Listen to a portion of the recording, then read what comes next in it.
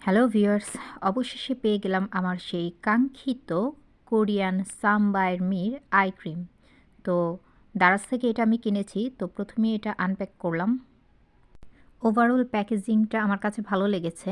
তো এই হচ্ছে সেই cream, retinol intense advance triple action eye cream. এটির মূল্য ১৮০০ টাকা।